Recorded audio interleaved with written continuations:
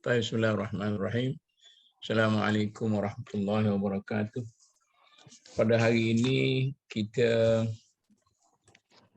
adalah bacaan yang berapa dah saya catat ke-6. Lima ke? Ke-6. Bacaan yang ke-6 iaitu bermula daripada muka surat 125. Mungkin kita dia boleh habis 131.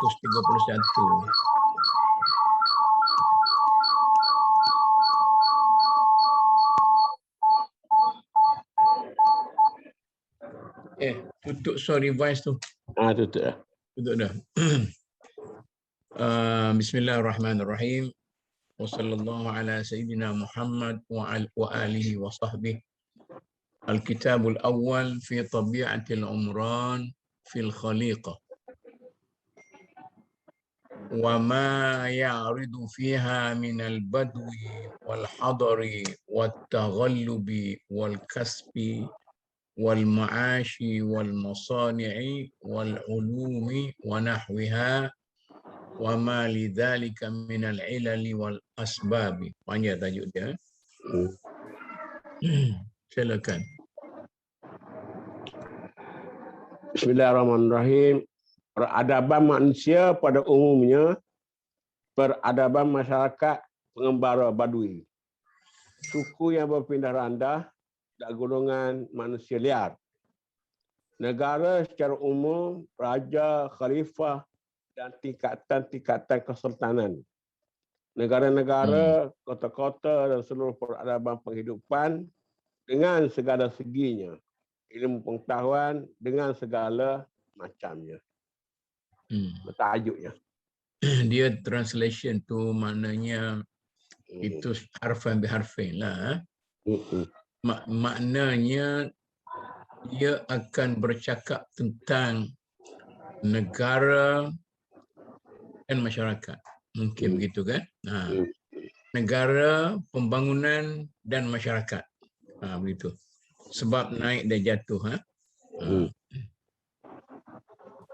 I'lam annahu lamma kanat haqiqatu tarikh annahu khabarun anil ijtima'il insani alladhi huwa umranul alam wa ma ya'ridu li tabi'ati dhalika al-umran min al-ahwal mithlu at-tawahhush wa at-ta'annus wal 'asabiyyat وأصناف التغلبات للبشر بعضهم على بعض وما ينشأ عن ذلك من الملك والدول ومراتبها وما ينتحله البشر بأعمالهم ومساعيهم من الكسب والمعاش والعلوم والصنائع وسائر ما يحدث من ذلك العمران bitabi'atihi minal ahwal.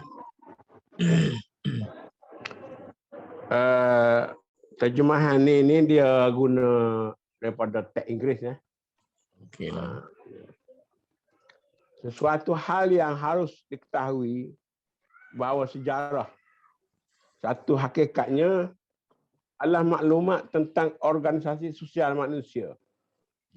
Ia adalah suatu yang serupa dengan peradaban dunia.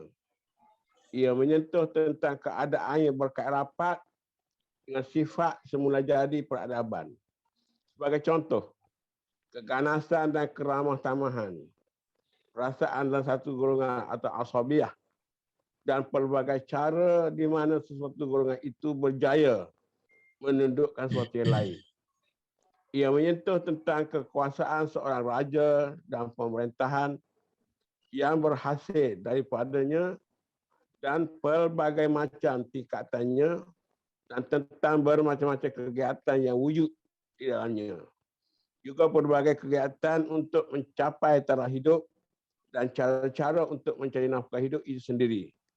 Dengan ilmu pengetahuan dan pertukangan yang pada umumnya setiap manusia itu lakukan sebagai sebahagian daripada kegiatan dan usaha serta dengan pelbagai institusi lainnya yang wujud dalam tamadun itu sebagaimana adanya. Jadi kita pick satu perkataan keyword ialah dia kata at-tarikh khabarun anil ijtima' al-insani. Sejarah itu adalah penceritaan tentang masyarakat manusia. Kita ambil satu biji situ. Yang ni dia nak yang menjadi apa tu kunci kata kepada syarahan-syarahan dia tadi dan akan datang. Walamma kana al-kadhibu mutatarriqan lil khabari bi tabi'atihi walahu asbabun taqtadihi. Sekat tu dulu. Suatu yang tak benar lazimnya akan mempengaruhi keterangan sejarah. Terdapat banyak faktor yang menyebabkan ianya sukar dielakkan. Okey, maknanya oleh kerana sejarah itu adalah penceritaan tentang masyarakat manusia, maka dia terdedah kepada pendustaan. Sebab itu adalah cerita tentang manusia. Maka dia mula menyebut tentang sebab mengapa berlaku kesilapan atau pembohongan dalam cerita-cerita itu. Faminha, sebabnya, antara sebabnya ialah at-tashayyu'atu lil ara'i wal madhahib. Fa inna an-nafsa idza kanat ala halil i'tidal fi qabulil khabar a'tathu haqqahu min at-tamhisi wan nazari hatta tatabayyana sidquhu min kadhibihi atau min kadhibihi. وإذا خامرها تشيع لرأي أو نحلة قبلت ما يوافقها من الأخبار لأول وهلة وكان ذلك الميل والتشيع غطاء على عين بصيرتها عن الانتقاد والتمحيص فتقع في قبول الكذب ونقله. Salah satu sebabnya ialah pendirian tidak mahu turut terlibat tasyayyuq, menyebelahi mana-mana pendapat dan fahaman. Jadi ataupun kita katakan tasyayyuq ni fanatik. Sebab yang berlaku pembohongan itu kerana fanatik. Tak? Begitu. Sebab dia, okey, kita cuba ringkaskanlah. Jika seseorang itu berfikiran tidak memihak sewaktu menerima sesuatu maklumat, ia akan menyumbang kepada suatu penyelidikan yang kritis yang wajar diterima oleh maklumat itu. Dengan demikian, benar atau tidak benar akan menjadi suatu yang jelas. Malangnya, jika seorang itu berpihak pada suatu pendapat atau kelompok, maka dia akan dengan serta-merta menerima setiap maklumat yang sealiran dengan pendapat semua kelompoknya. Sikap buruk sangka dan berpihak itu akan menghalang seorang daripada berfikir secara kritis dan menghalang penyelidikan yang wajar. Akibatnya ialah sesuatu yang tidak sahih itu diterima dan disampaikan. Maknanya fanatik itu ada dua side lah. Satu fanatik terhadap sesuatu, kemudian fanatik kepada sesuatu atau fanatik terhadap sesuatu. Again, terhadap. Mana kita selalu suka ke orang pun jadi bohong juga. Kita terlalu benci ke orang pun jadi masalah juga dalam menentukan sama ada penceritaan perkhabaran itu betul ataupun tidak. Okey. Wa min al-asbabi al-muqtadiyati lil kadhibi fil akhbari aidan athiqatu bin naqilina wa tamhisu dhalik yarji'u ila ta'dili wa tajrihi. Sebab kedua yang menyebabkan kepalsuan itu tak dapat dielakkan ialah kerana terlalu bergantung kepada maklumat yang diceritakan oleh seorang tukang cerita. Pendidikan perkara ini adalah tugas atau bidang seseorang yang punya pribadi yang kritis. Okey. Wa minha az-zuhul 'anil maqasidi. Fakathrum minan naqilina la ya'rifu al-qasda bima 'ayana aw sami'a wa yanqulu al-khabara 'ala ma fi dhannihi wa takhminihi fayaqa'u fil kadhibi. Sebab ketiga ialah kerana tidak menyedari tujuan sesuatu kejadian. Kebanyakan tukang cerita tidak menyedari betapa dia harus lebih teliti sesuatu yang dia teliti atau tentang segala sesuatu yang dia pelajari melalui penceritaan itu. Dia mengaturkan maklumat itu, menyatakan peri pentingnya sebagaimana yang dia andaikan atau membayangkan ianya ada. Hasilnya ialah suatu kepalsuan semata-mata. Wa minha tawahhumus sidqi wa huwa kathirun wa innama yaji'u fil aktsari min jihati thiqati bin naqilina. Sebab yang keempat ialah andaian yang tidak berasas tentang kebenaran sesuatu. Hal sebegini seringkali terjadi berlaku disebabkan terlalu mempercayai apa yang disampaikan oleh si tukang cerita. Wa minha al-jahlu bi tatbiqil ahwali 'ala al-waqa'i' li ajli ma yudakhiluha min at-talbisi wa at-tasannu'i fayanquluha al-mukhbiru kama ra'aha wa hiya bit-tasannu'i 'ala ghairi al-haqqi fi nafsihi. Sebab yang kelima ialah ketidaktahuan tentang bagaimana keadaan-keadaan itu sesuai dengan realiti. Keadaan-keadaan itu sering dipengaruhi oleh kekaburan dan tokok tambah yang palsu. Seseorang informan itu akan melaporkan seperti apa yang dilihatnya. Tetapi mengenai tokok tambah yang palsu itu dia sendiri tak berupaya untuk memberikan sesuatu gambaran yang benar mengenainya. Wa minha taqarrubun nasi fil aktsari li ashabi tajullati wal maratibi bithana'i wal madhi wa tahsinil ahwali wa isya'ati dhikri bidzalik fayastafidu al akhbaru biha ala ghairi haqiqatin fannufusu mula'atun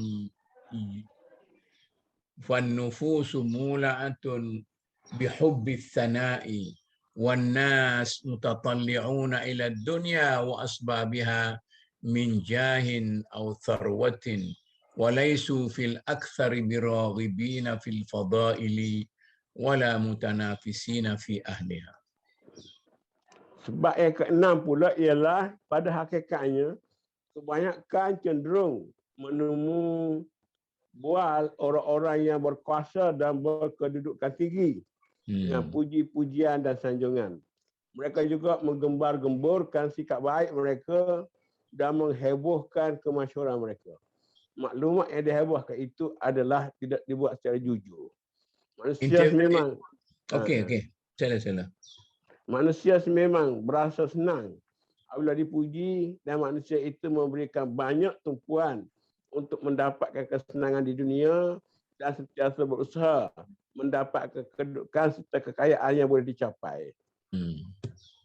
Ini hak jenis bermuka-muka lah ni lah.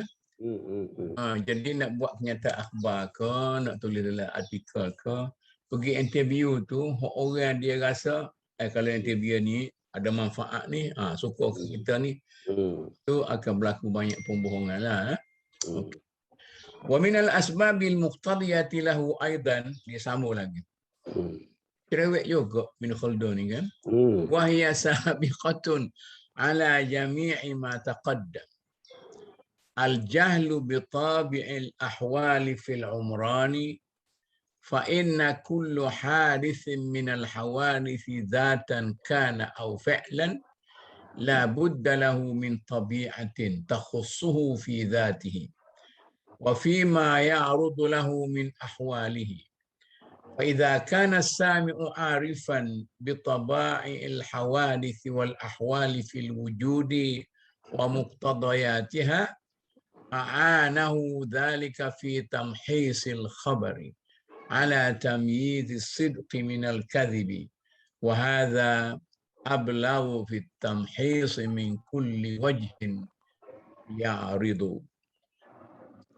Nampaknya ini yang ketujuh ni lebih penting lagi lah, dia kata. Yang membenarkan kepalsuan itu tak dapat dihindarkan. Ianya adalah terpenting daripada sebab-sebab yang telah disebutkan, iaitulah ketidaktahuan tentang sifat semula jadi yang telah disebutkan. Iaitulah ketidaktahuan tentang sifat semula jadi keadaan yang wujud dalam peradaban umran.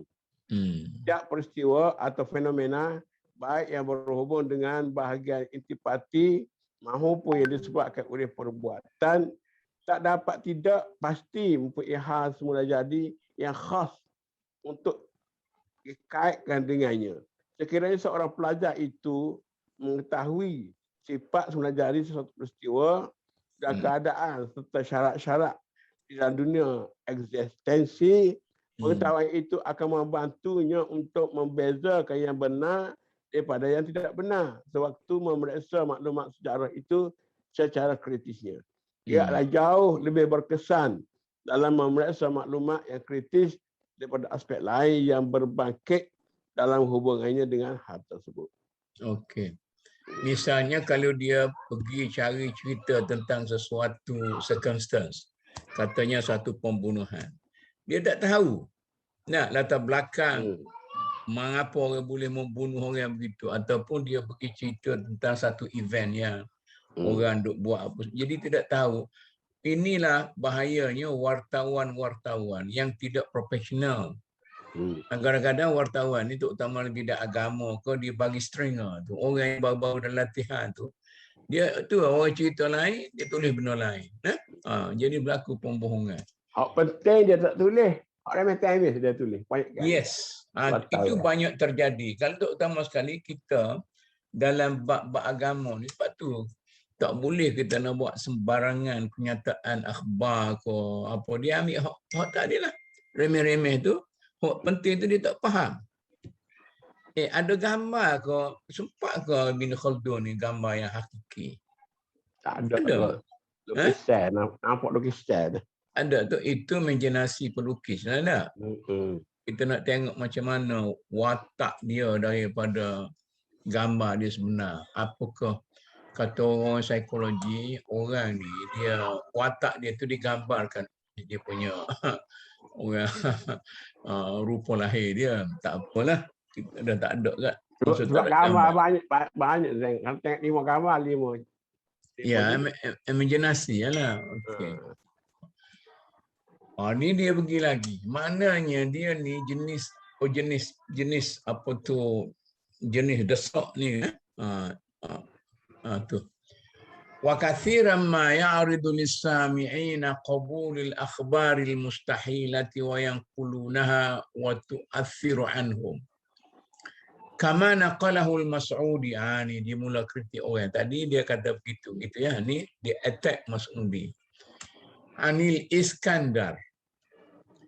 لما صدته دواب البحر عن بناء الإسكندرية وكيف اتخذ صدوق الزجاج وغاص فيه إلى قعر البحر حتى صور تلك الدواب الشيطانية التي رآها وعمل تماثيلها من أجساد معدنية ونصبها حذاء البنيان ففرت تلك الدواب حين خرجت وعاينتها وتم له بناؤها في حكاية طويلة من أحاديث خرافة مستحيلة من قبل اتخاذه التابوت الزجاجي ومصادمة البحر وأمواجه بجرمه ومن قبل أن الملوك لا تحمل أنفسها على مثل هذا الغرور i'tamada minhum faqad arrada nafsahu lil halakati wa intiqadil 'uqdati wa ijtima'in nasi ila ghairihi wa fi dhalika itlafuhu wa la yantaziruna bihi ruju'uhu min ghururihi dhalika tarfata ainin. Kita boleh diskat tu dulu kan? Baca ni pada translate tu sebab ini bukan ada konsep sangat ni, cerita begitu. Bagi slow-slow sikit takut payah nak orang nak. Contoh di bawah ni ialah seringkali para pelajar menerima dan menyampaikan semula maklumat tentang absurd itu. Dipercayai kerana pengaruh yang mereka depani atau mereka hadapi lah. Al-Mas'udi misalnya menceritakan pengalaman Iskandar yang Agung. Dikatakan bahawa Iskandar yang Agung telah dihalang oleh binatang-binatang laut Dawabul Bahr tadi. Sewaktu hendak mendirikan kota pelabuhan Iskandariah, baginda dikatakan telah masuk ke dalam sebuah peti kayu yang di dalamnya terdapat sebuah peti kaca dan diturunkan ke dasar laut. Sewaktu dasar laut, itulah dia bertemu dengan binatang laut yang sangat mengerikan. Berdasarkan apa yang disaksikan itu, dia mengarahkan tukang patung membentuk binatang tersebut yang diperbuat daripada logam dan meletakkannya bersetentang dengan bangunan yang sedang didirikan. Apabila binatang-binatang itu muncul ke permukaan laut dan melihat patung-patung itu, mereka lari tunggal langgang. Dengan demikian, Iskandar yang Agung dapat menyelesaikan pembangunan kota Iskandariah. Sedap cerita tu cuma kata Ibn Khaldunnya tak betul lah masuk Udi sebut ni kan. Macam cerita Melayu kita lah. Orang Melayu tu keluar daripada mutah lembu. Ya, daripada keturunan Raja Iskandar ni kot. Ya. Nah, cerita Melayu tu. Itulah dijadikan sebagai legenda Melayu. Pada Iskandar tu, itulah bandar Iskandariah tu. Dibina oleh Iskandar. Okey. Wa kathiran ma ya'ridu lis-sami'ina min qabulil akhbaril mustahilati. Wa yanqulunaha wa yu'atharu anhum kama naqash. Ini dah baca. Dah tak ni dah? Okey. Dia heret lagi tu. Dia panjang lagi. Dia panjang lagi ni. Ya ke? Ya. Oh, ya. Kisah panjang dia tu. Panjang. Wa min qibali ni. Ini yang cerita kedua. Tak ni cerita Iskandar yang pertama, episod pertama dah. Episod keduanya. Wa min qibali annal jinna la ya'rifu laha suwarun wala tamathil takhtassu biha. Innama hiya qadiratun ala at-tashakkuli wa ma yuzkaru min kathrati ar-ru'usi laha fa innamal muradu bihi al-basha'atu wat-tahwilu la annahu haqiqa. Wa hadhihi kulluha qadihatun fi tilka al-hikayati والقادح المحيل لها من طريق الوجود أبين من هذا كله وهو أن المنغمس في الماء ولو كان في الصندوق يضيق عليه الهواء للتنفس الطبيعي وتسخن روحه بسرعة لقلته فيفقد صاحبه الهواء البارد المعدل لمزاج الرئة والروح القلب ويهلك مكانه. وهذا هو السبب في هلاك أهل الحمامات إذا أطبقت عليهم على الهواء البارد والمتدلين في الآبار والمطامير العميقة المهوي إذا سخن هواها بالعفونة ولم تداخلها الرياح فتخلخلها فإن المتدلي فيها يهلك لحينه. وبهذا السبب يكون موت الحوت إذا فارق البحر fa innal hawa la yakfihi fi ta'dili ri'atihi idh huwa harrin bi ifratil wal ma'u alladhi yu'addu lahu baridun wal hawa'u alladhi kharaja ilayhi harrun fayastawli al harru ala ruhihi al hayawani yahliku daf'atan minhu halakal al-mas'ukina wa amsalik. Ini yang pentingnya bukan cerita tu, tapi nilai-nilai saintifik dalam cerita yang dia sebut tu. Silakan. Jadi cerita jin tadi, apa ni, jin tidak mempunyai bentuk dan susuk tubuh yang khas. Jin-jin itu boleh menjelma dalam susuk tubuh yang khas. Jin-jin boleh menjelma ke dalam berbagai-bagai bentuk. Cerita bahawa jin-jin itu mempunyai banyak kepala hanya untuk menunjukkan betapa rupanya yang buruk dan amat menakutkan. Ianya bukan bertujuan untuk diterima dengan arti kata yang sebenar. Semua ini menimbulkan kecurigaan dalam hikayat-hikayat tersebut. Malangnya segala perkara yang terdapat dalam cerita dongeng itu dan dari alasan-alasan berdasarkan fakta-fakta kewujudannya menjadikan ianya lebih diterima daripada hujah-hujah yang dalam. Meskipun mempergunakan sebuah kotak yang tertutup, pastinya dia akan menghadapi kekurangan udara untuk bernapas secara semula jadi. Sebabnya udara yang sedikit itu akan menyebabkan rohnya tepat menjadi panas. Orang berkenaan akan menghadapi kekurangan udara dingin yang diperlukan untuk menjaga keseimbangan paru-paru dan rohnya yang mustahil itu tentunya dia akan mati secara serta-merta.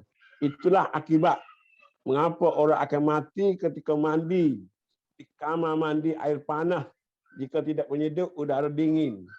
Itulah sebabnya mengapa orang yang berada dalam perigi yang dalam dan di dalamnya bilik gelap bawah tanah akan mati kerana udara yang terdapat di dalamnya menjadi panas oleh pembusukan dan tidak ada angin yang masuk ke dalamnya untuk membolehkan berlakunya peredaran udara busuk itu.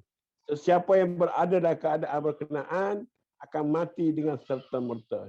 Ini juga menjadi sebahagian sebab mengapa ikan akan mati bila ia tidak menyeimbangkan paru-parunya. Udara di mana ikan itu berada terasa sangat panas dan air yang mengimbangi keperluannya adalah sejuk. Udara yang bernapas adalah panas. Bahan panas itu dengan demikian menguasai hayawaninya, maka ia pun mati. Hal itu adalah sebab mengapa seorang itu tiba-tiba meninggal dunia dan banyak cerita lain selain daripada itu. Jadi kesimpulannya, dia tolak dua fakta ni. Pertama sekali orang kata, bila dia diganggu oleh jin-jin, syaitan dan sebagainya daripada laut tu, maka dia pun masuk ke laut dalam satu tabut. Jadi dia kata, mengikut cerita tadi, Iskandar tu, dia tengok rupa jin tu, dia pun balik lukis, kemudian dia buat bangunan tu macam jin di depan. Bila jin tu tengok, dia kata jin tu larilah. Itu tak munasabah. Dia kata sekali dah. Macam mana dia boleh...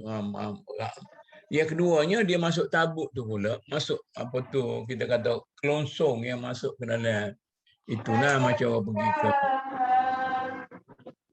lepas tu dia kata, kalau masuk nanti mati. Ada oksigen. Macam mana dia boleh buat macam tu? Itu logik dia. Tapi boleh juga orang sekali jawab. Kalau maknanya orang naik ke angkasa lepas. Dia naik dalam kapsul tu. Tabut tu kapsul tu lah. Dia boleh naik dalam kapsul tu sampai berapa lama dia boleh kekalkan oksigen dalam tu. Mana kalau ada orang-orang ni yang lancang macam dia juga nak tolak pandangan Ibn Khaldun tu. Tetapi pentingnya di sini dia boleh bawa data-data saintifik pada waktu itu kan. Mana lagi banyak cakap tentang oksigen dan sebagainya. Okey. Wa min al-akhbari al-mustahilati ma naqalahu al-Mas'udi aidan. Ini dia attack Mas'udi lagi. Fi timthal az-Zurzur alladhi barawmatan tajma'u ilaihi zarazir fi yaumin ma'lum min as-sanati amilatan lizaitun. Wa minhu yattakhiduna ini tutup dulu betul tutup Ya. masa saya baca tu mute dulu. Wa min apa tu ulang balik dah. Wa min al-akhbari al-mustahilati ma naqalahu al-Mas'udi aidan fi timsal az-Zarzur alladhi bi rawmatan tajma'u ilayhi zarazir في يوم معلوم من السنة حاملة للزيتون ومنه يتخذون زيتهم وانظر ما أبعد ذلك عن المجرى الطبيعي في اتخاذ الزيت. Ini lagi keras. Okey. Jadi cerita yang kedua ni pun tak masuk akal. Mas'udi bawa cerita tentang patung burung jalak. Burung jalak di burung apa kita kata ni? Ya. Yang terdapat di kota Rom. Pada satu hari tertentu dalam setahun, burung-burung jalak datang berkumpul di sekelilingnya membawa buah zaitun. Dan dari buah zaitun itulah orang-orang Rom membuat minyak. Perhatikanlah, alangkah tak masuk akalnya untuk menyatakan bahawa proses pembuatan minyak adalah seperti ini. Tapi ada satu riwayat ini dalam sastra Arab ya. Buat ni bukan boleh akademik sangat lama-lamanya letih nanti negara. Dalam sastra Arab dia kata asal manusia tu kenal Arab. Dalam sastra Cina tu dalam asal manusia tu kenal teh lah. Asal manusia ni kenal Arab. Ini dalam sastra apa? Sastra lah, dalam buku sastra. Dia kata pada satu hari seorang pekebun dia kebun anggur. Dalam kebun dia tu anggur penuh.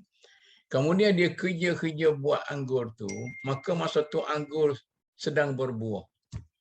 Pada masa dia berehat tu, datanglah satu kumpulan burung ciak pergi makan anggur dia, pergi patuk anggur dia ramai tu. Kemudian burung tu pergi ambil tanah di bawah tu, dia pergi tutup lubang nak dia patuk. Ini cerita. Ada kemungkinan betul. Kemudian dia tutup dengan tanah liat, yang tanah basah tu, dia pergi lari. Minggu depan burung-burung itu juga datang. Bila dia datang, dia pergi buka buah apa tu yang dia tutup, lubang-lubang yang dia tutup dengan tanah tu. Kemudian dia minum air dalam lubang dia tutup tu. Kemudian burung-burung tu jadi happy. Jadi itulah Arab. Jadi orang tu pun, seorang bustani tu pun cubalah buat macam tu juga. Dia pun jadi happy. Itu mula-mula orang mengenal Arab. Cuma di sini ni mana jauh sikit ni tidak ada kemunasabahan dengan cerita bagaimana orang belajar buat minyak zaitun daripada burung apa tadi, betul? Burung jalak dia betul. Burung jalak. Okey. Untuk kukuh lah. Okey. Wa minha ma nakhalahu al-Bakri fi bina'il madinatil musammat Zatal Abwab. Ini Al-Bakri pula dia serah Bakri. Tuhitu bi akthar min 30 marhala wa tashtamilu ala 10,000 babin wal mudunu innama tukhidat litahassun min wal i'tisami kama ya'ti wa hadhihi kharajat an yuhata biha fala yakunu fiha hisnun wala mu'tasamu. Okey. Jadi kita karut lagi dia kata sebagaimana diceritakan oleh Al-Bakri mengenai pembinaan kota Gerbang. Dia kata Gate City. Luas kawasan kota itu ialah perjalanan lebih 30 hari dan memiliki 10,000 pintu. Kota-kota dibina sebagai benteng dan tempat perlindungan. Kota seperti itu sudah tentunya tidak akan dapat dikawal dan tidak berupaya memberikan keselamatan atau perlindungan. Lebih teruk pada Great Wall lah China lah dah. Jadi banyak sangat. Jadi bukan tak menasabah lah, melampau sikit. Macam minggu lepas lah di situ askar mana terlampau ramai tak menasabah. Dalam episod lepas ni. Dia kata kalau dah ramai-ramai tu nak perang guan. Dah tak nak perang, penuh padan tu, tak cukup padan. Wa kama naqalahu al-Mas'udi aidan fi hadith Madinatin Nuhasi wa annaha madinatun kullum bina'uha nuhasun bi sahra'in sijil masata zafara biha Musa bin Nusair fi ghazwatihi ila al-Maghribi wa annaha mughallaqatul abwab وأن الصاعد إليها من أسوارها إذا أشرف على الحائط صفق ورمى بنفسه فلا يرجع آخر الدهر في حديث مستحيل عادة من خرافات القصاص وصهراء سجل ماسة قد نفضها الركاب والأدلاء ولم يقفوا لهذه المدينة على خبر ثم إن هذه الأحوال التي ذكروا عنها كلها مستحيل عادة مناف للأمور الطبيعية في بناء المدن واختطاطها وأن المعادن غاية الموجود منها أن يصرف في الآنية والخرثة وأما تشييد مدينة منها فكما تراه من الاستحالة والبعد. Okey. Jadi ada cerita karut lagi dia kata ni. Sebagaimana diceritakan oleh Mas'udi lagi ya. Iaitu kota Tembaga. Copper City. Dikatakan kota ini dibangun seluruhnya daripada tembaga di padang pasir Sijil Masah yang dikuasai oleh Musa bin Nusair ketika menyerang Maghribi. Dikatakan bahawa pintu-pintunya itu ditutup bila ada seorang yang hendak memasukinya dengan cara memanjat dinding tembok. Kemudian dia bertepuk-tepuk tangan dan orang itu terlempar ke bawah dan tak akan mencobanya lagi. Kesemuanya adalah cerita yang tak munasabah. Ia adalah dongeng tukang cerita, cerita yang sengaja suka bercerita. Padang pasir Sijil Masah sudah dilintasi oleh para pengembara dan para penunjuk jalan. Namun mereka sama sekali tidak pernah mendengarnya. Berita tentang kewujudan kota tersebut. Semua yang dinyatakan itu adalah sesuatu yang tak masuk akal. Ia bertentangan dengan fakta-fakta alami mengenai pembinaan kota-kota dan perancangan bandar-bandar dan benda-benda tambang. Mana benda-benda apa ni, tambang ni bahasa Indonesia. Benda-benda logam, benda-benda emas, perak, tembaga ni lebih berarti apabila digunakan untuk dibuat peralatan dan perabot-perabot. Sesuatu yang mustahil dan tak mungkin barang-barang tambang itu akan cukup untuk menutupi sebuah kota. Jadi Ibn Khaldun ni mazhabnya rasional lah. Mazhab rasional ya. Dia tak boleh masuk daya-daya khayal, imaginasi, dia tak boleh. Sebab ini adalah dikata sejarah. Nah, tapi kalau anda hanya sekadar menulis hikayat, begitu-gitu saja, inilah beza antara sejarah dan hikayat. Nah, hikayat ni tidak ada data pun boleh kita tulis. Tapi Macam ada agama pun kita ada wa'af tu kan. Wa'af tu Yes. kata cerita yang pelik-pelik. Ha. Ada orang seronok dengar lah, berair mulut dengar. Padahal benda tu salah dari segi fakta. Zaman dulu, zaman lo ni. Benda ni pun tak sama juga. Masih berjalan. Banyak hak duk berai mulut tu kak. Hak duk gelembur-gelembur macam tu lah. Sebab tu masyarakat kita ni jadi masyarakat gelembur tu. Tak real. Jadi itu masalahnya. Cakap agama ke, akhirat ke, dunia ke, ni tak boleh lah. Saya ni suka mengepek tak habis. Wa amsalu dhalika kathiratun. Okey. Dia mula nak ringkaskan sikit.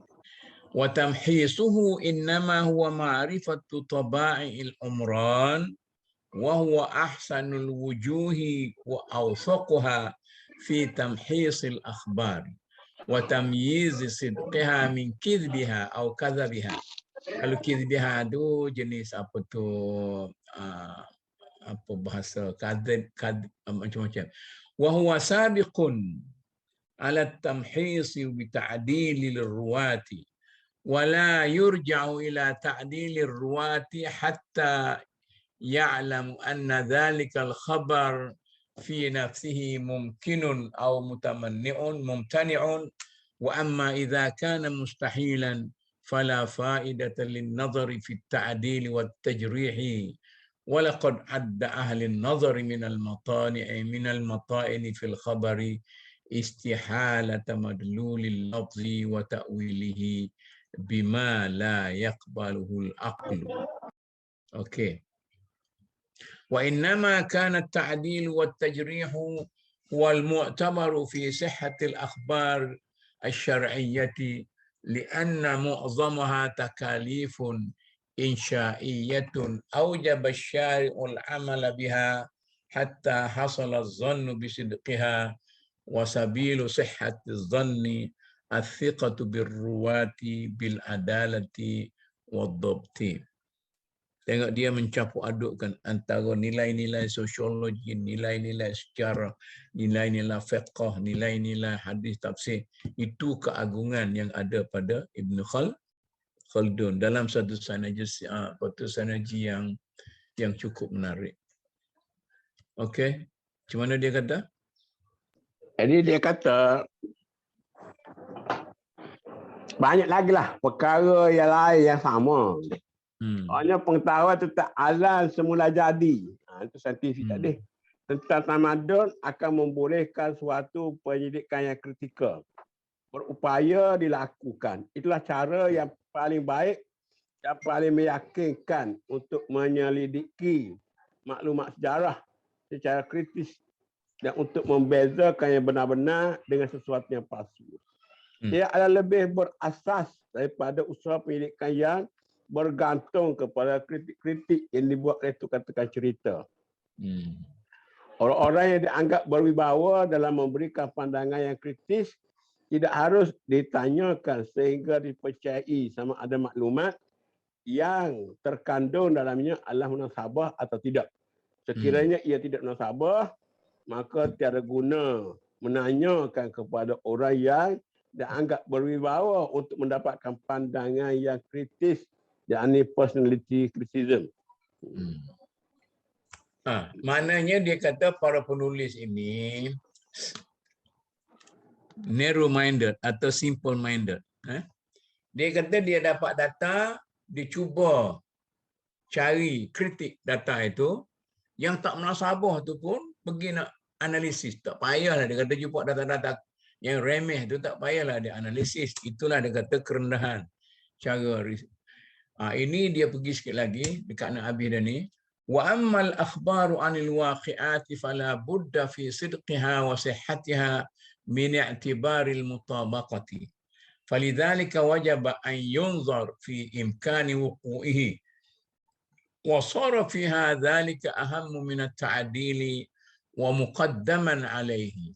إذ فائدة الإنشاء مقتبسة منه فقط وفائدة الخبر منه ومن الخارج بالمطابقة وإذا كان ذلك فالقانون في تمييز الحق من الباطل في الأخبار بالإمكان والاستحالة أن ننظر في الاجتماع البشري الذي هو العمران ونميز ما يلحقه من الأحوال لذاته وبمقتضى طبعه وما يكون عارضا لا يعتد به وما لا يمكن أن يعرض له وإذا فعلنا ذلك كان ذلك لنا قانونا في تمييز الحق من الباطل في الأخبار والصدق من الكذب بوجه برهاني لا مدخل للشك فيه وحينئذ فإذا سمعنا عن شيء من الأحوال الواقعة في العمران علمنا ما نحكم بقبوله مما نحكم بتزييفه وكان ذلك معيارا صحيحا يتحرى به المؤرخون طريق الصدق والصواب فيما ينقلونه وهذا هو غرض هذا الكتاب الأول في تأليفنا. Okey.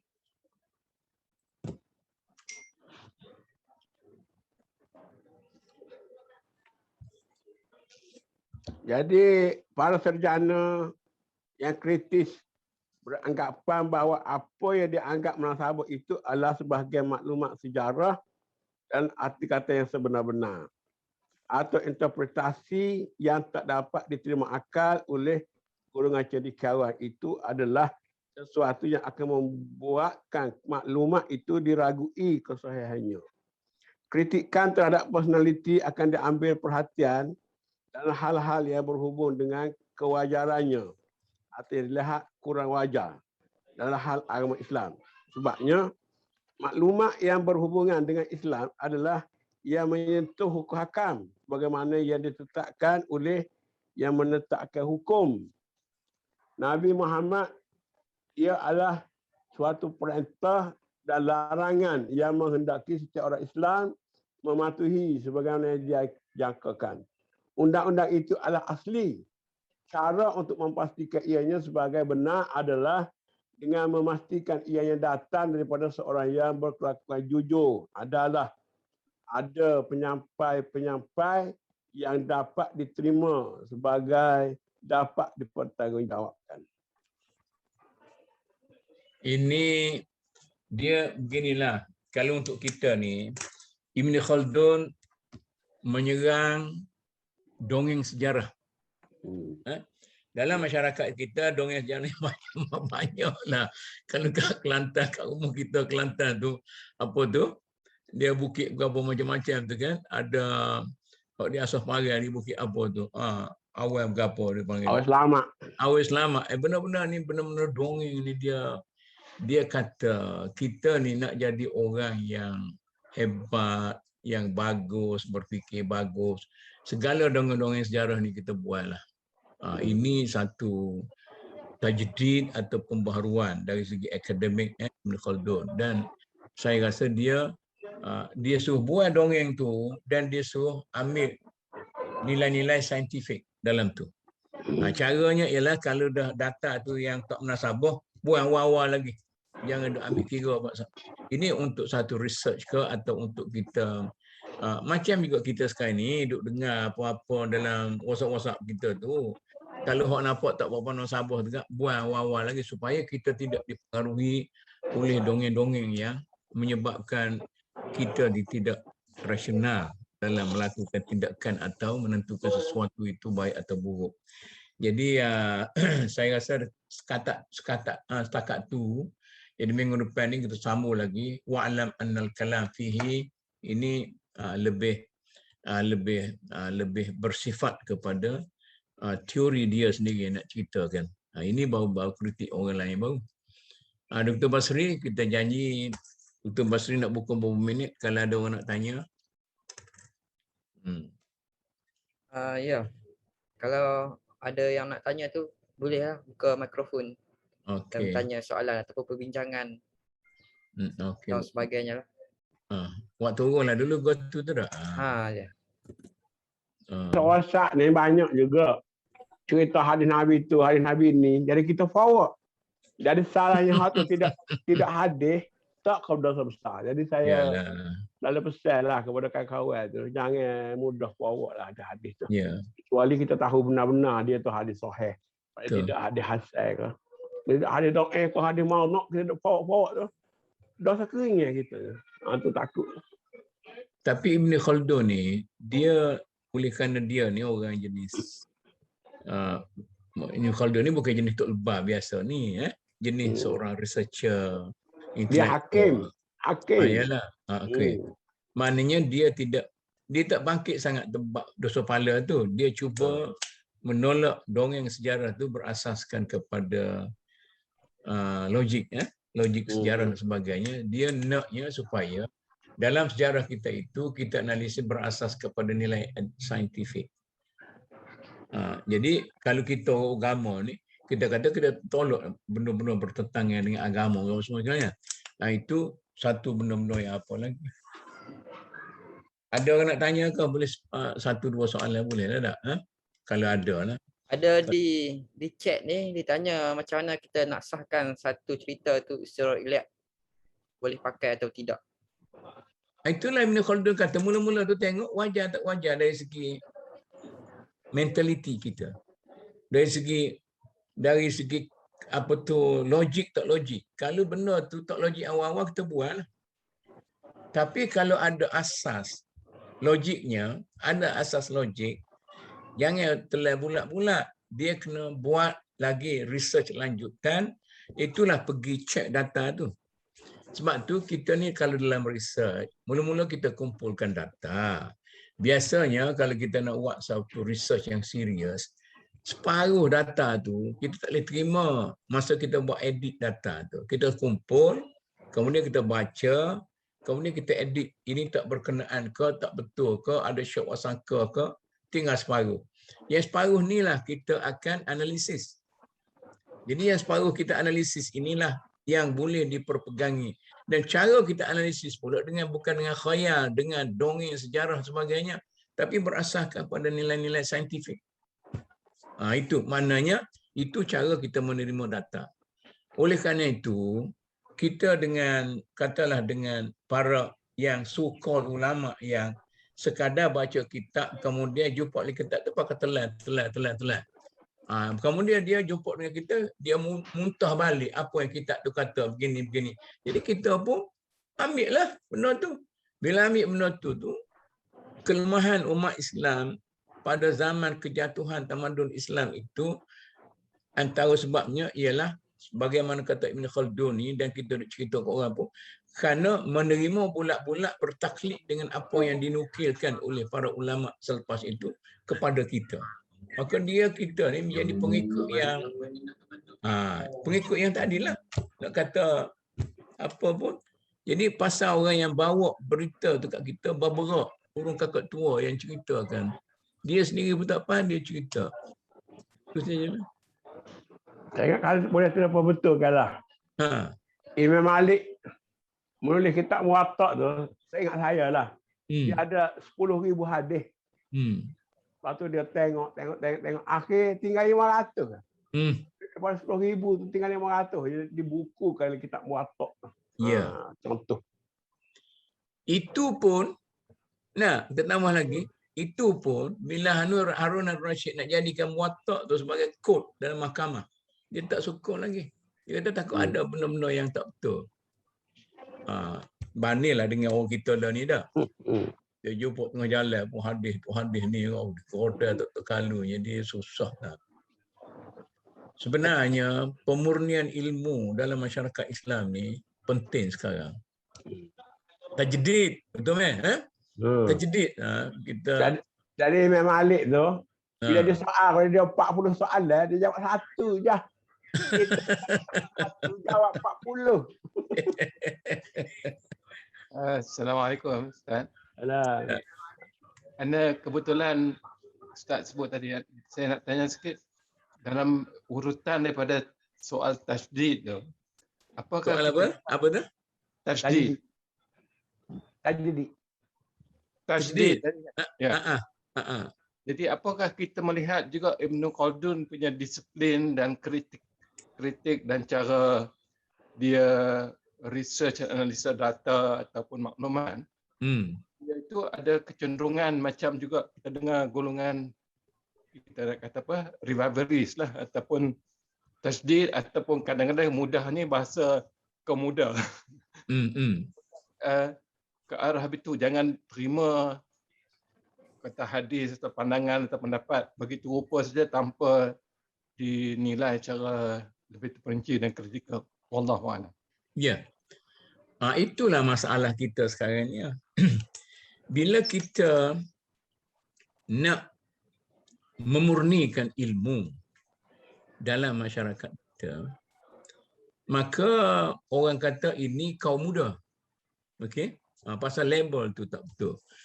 Jadi ini patut kaum muda ni pula kata kepada puak ahli kitab-kitab mereka, ini kaum tua ni. Maknanya orang reaksioner, orang yang apa-apa semua sekali. Saya rasa sekarang ni sudah sampai masanya kita buat level-level ni. Duduk kelahi kaum tua lah, kaum muda. Ini zaman Jepun, sebelum Jepun apa semua sekali itu. Sekarang ni dah intelektual berkembang.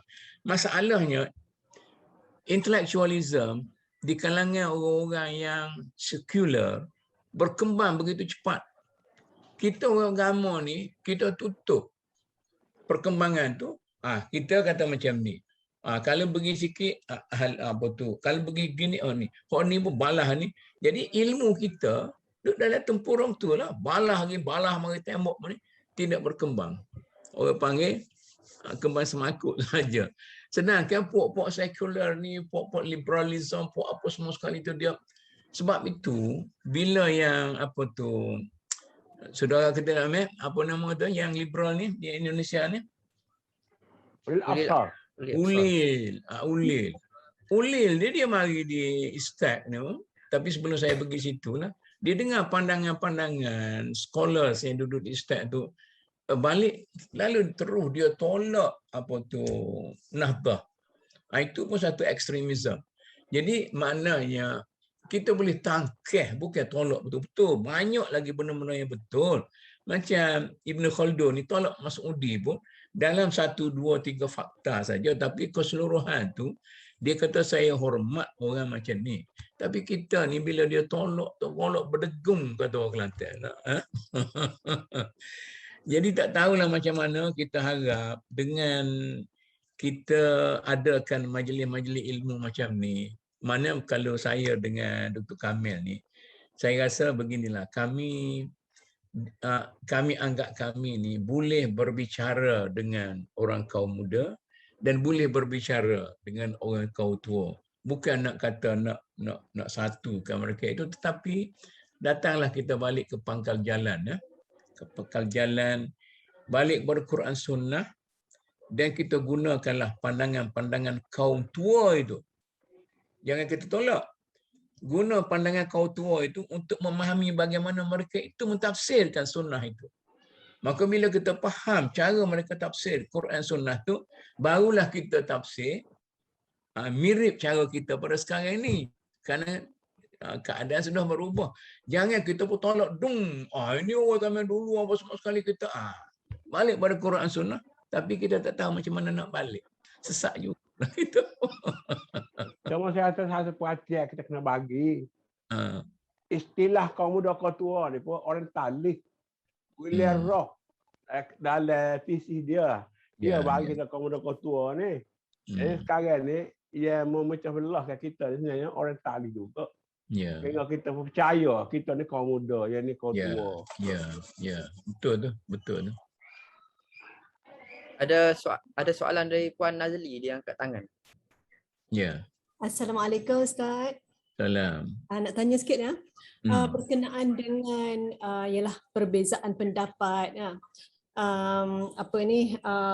Saya tengok dalam saya daripada sekular lah kan. Daripada agama, bila saya tengok ustaz-ustaz dalam YouTube apalah, kadang-kadang meraihkan soalan-soalan lah, bukan kata perbezaan pendapat lagi. Macam dia ni tak berapa suka bila kita tanya kan. Dia akan kata tak sabar.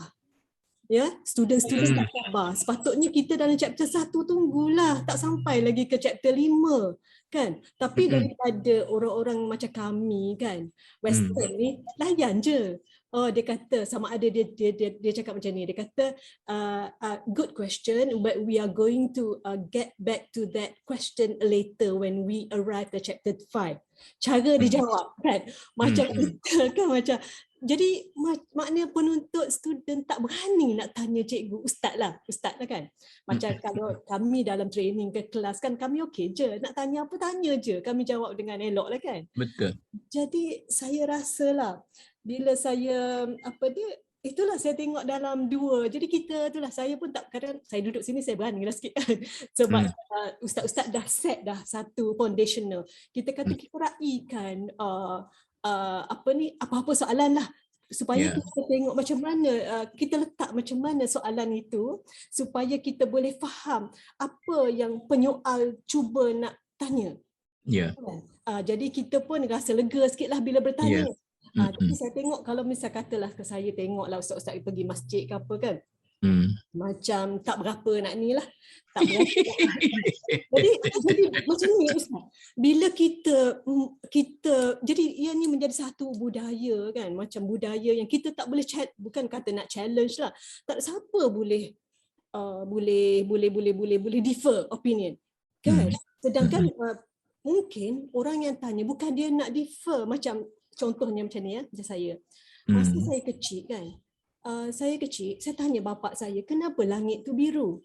Lepas tu dia jawab balik dekat saya, kenapa tanya, kan dah tahu langit tu biru.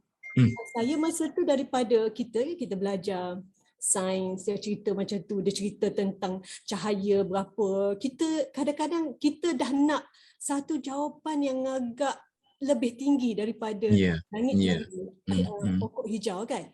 Jadi maknanya saya rasalah bagi orang-orang yang agama pun kena cuba jugalah tengok daripada perspektif orang sekular ni, macam mana dia fikir. Allah Ustaz, macam mana saya dia inilah ada 2 perkara. Satu, dia tidak terbuka, sekurang-kurangnya dia bagilah jawapan sementara. Kalau dia rasa pelajar dia ni bertanya sesuatu yang lebih tinggi daripada yang dia expect orang ni faham, dia bagilah jawab terbuka. Maknanya kalau dia kata macam ni, pasal apa bukit tu biru? Itu kamu tengok ya, biru tu hakikatnya dia hijau sama juga. Takkan tak boleh bagi sementara tu dulu, setakat tu dulu. Itu adalah pandangan mata. Mungkin begitu. Jadi tak bagi saintifik sangat pun.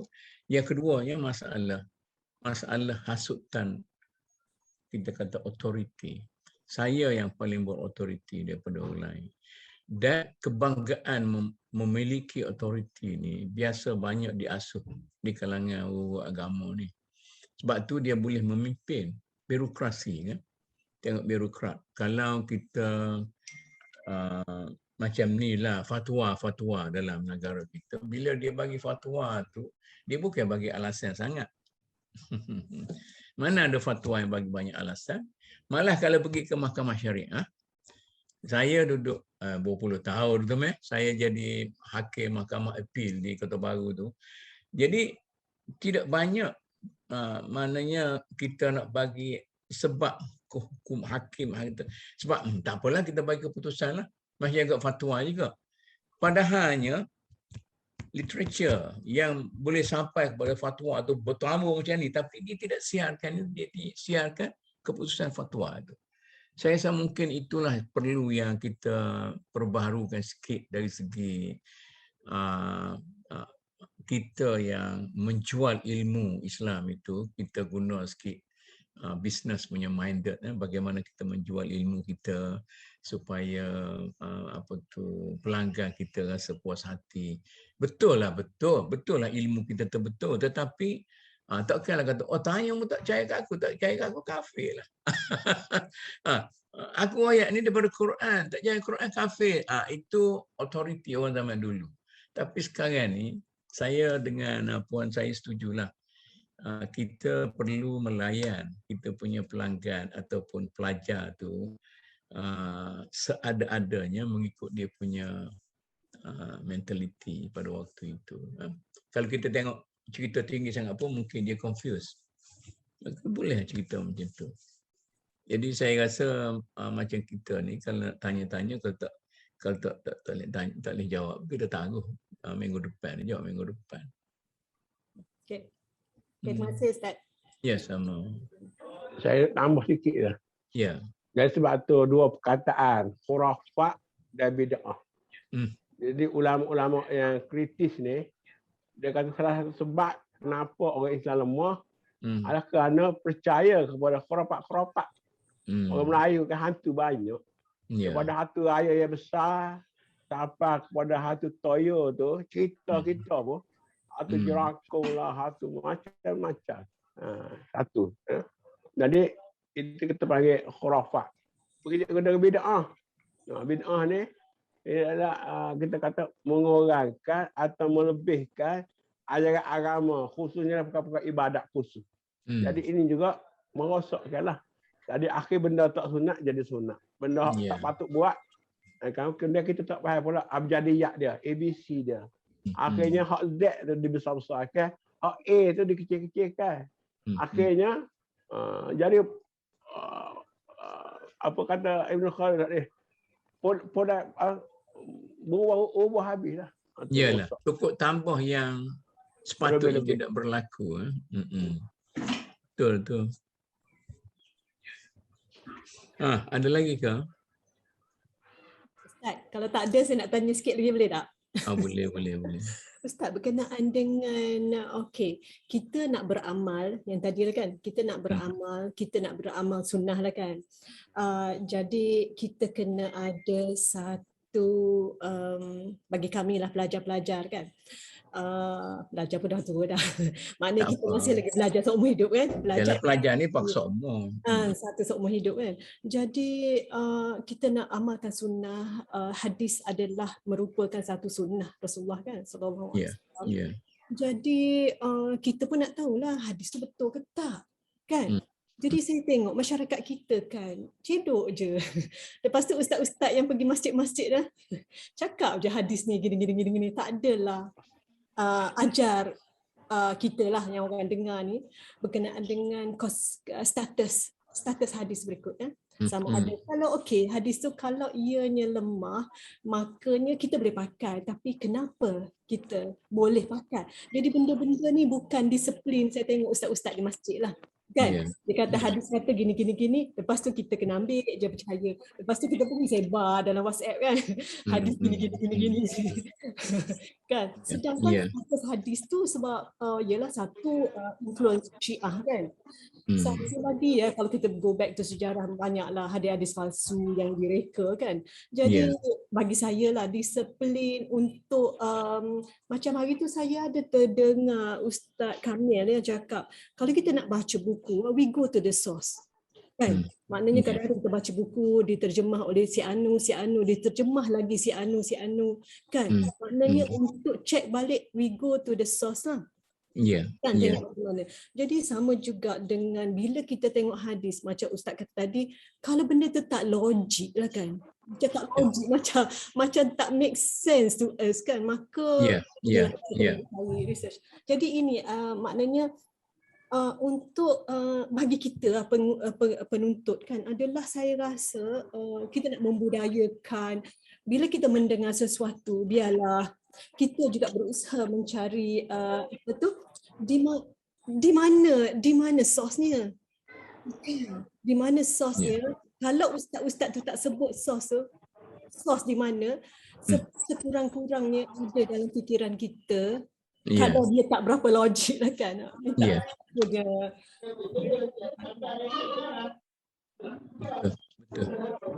Sorry Ustaz. Saya boleh Datuk Puji awak, saya nak sebut satu. Tertinggal. Hadis ni pun dia tidak semuanya sumber kepada hukum. Dia kata setengah tu tasyri'i, setengah tu tidak tasyri'i. Kemudian Nabi dia pula cakap dia sebagai rasul. Kadang-kadang dia cakap dia sebagai qadi. Jadi sebagai qadi makna hadis itu terpakai untuk qadi-qadi, tak terpakai untuk kita. Sama dengan Nabi bercakap, ada konteks dia yang berbagai-bagai. Jadi saya ingat ni yang kurang dipahami oleh ustaz-ustaz setengah lah. Saya sendiri pun sampai dulu tak faham juga, ingat hadis juga. Kita borong semualah. Tapi hadis ni ada Nabi sebagai ketua negara. Ada hadis Nabi sebagai rasul. Ada hadis Nabi sebagai ketua mahkamah, hakim. Ada Nabi sebagai bapa. Ada Nabi sebagai... Jadi banyak itu kita kena faham. Kalau kita baca satu hadis, habis satu hadis lah. Ada yang ustaz-ustaz baca. Siapa tukar agama, faktuluh, bunuh.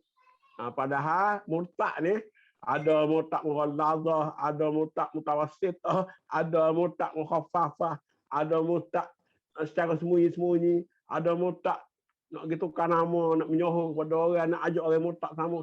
Jadi semua degree dia tak sama. Jadi ini yang tidak diberi perincian oleh setengah-setengah guru-guru kita lah. Ya. Jadi saya okeylah, betul lah tu. Cuma saya nak jawab yang puan sebut tadi macam ni lah. Kita kena set kita punya mind sendiri. Saya ni nak jadi orang awam atau nak jadi pelajar. Sekat tu dulu. Tak cerita tentang nak jadi sekolah apa semua sekali tu. Jadi kalau kita nak jadi orang awam, kita ikut gitu lah. Ikut macam tu, terserah. Macam orang duk kritik kitab Imam Ghazali banyak dengan hadis-hadis yang lemah sebagainya, kita kata macam ni lah. Kalau hadis tu lemah sekalipun disebut oleh Imam Ghazali, maka saya bukanlah sama ada hadis tu lemah atau kuat, tapi saya percaya penuh pada Imam Ghazali, seorang agamawan yang hebat dan saya nak ikut dia. Senang, tak ada apa. Tapi kalau macam puan kata tadi, kita dah nak jadi sebagai seorang pelajar, kita kena tanya. Maka bila kita tanya nak balik pada sos yang sebenar. Maka ustaz ni pula, bila dia tahu yang ada di hadapan dia tu tidak orang awam semua, apa yang tanya kalau orang yang nak belajar tadi, maka dia kena layan lah. Sebab itu kadang-kadang bila kita kata nak mengajar, kita kena guna teks. Kalau nak dengar, kata orang Kelantan, nak dengar saja, tak ceritalah, okey. Sebagai satu hiburan. Orang panggil satu seni dalam agama. Juga nak qasas tu. Jadi kalau nak betul-betul nilai tu, kita kena ada buku teks tu, ya kita cuba analisis buku teks itu. Kalau tak puas itu, dalam tradisi akademik Islam ni, dia ada buku teks itu. Mungkin ada ringkasannya. Kemudian ada taklik dia panggil. Ada 3-4 lapis tu dia punya urutan komentar, dia ada penjelasan sepenuh apa semua sekali. Mungkin dia kena tunjuklah jalan bagaimana orang nak belajar. Itu satu hal lagi. Itulah kalau kita banding pondok tu dengan universiti, maka lebihlah universiti di situ. Cuma pondok tu dia pakai buku teks tu, dia pelajar dia lebih ingat dengan teks itu. Jadi kalau kita kata nak betul-betul faham tentang teks kitab, maka orang pondok lebih baik. Tapi kalau kita nak lebih luas, dia macam puan tahulah, macam semua orang tahulah, dia guna lecture system itu, tapi dia kena bagi rujukan. Tapi malangnya Kuazi kata orang malas membaca. Kalau kita bagi rujukan pun dia tak baca, dia copy dia punya nota kuliah itu.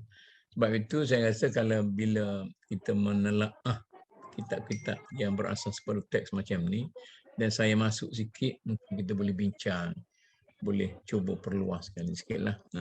Jadi kalau satu masa, kalau kita tak boleh jawab, kita bagi bagi tugas lah, kata Cik Farid, tolong cari rujukan yang ni, tolong baca, maka kita jadi satu circle untuk menelaah satu usul dalam Islam. Macam itulah.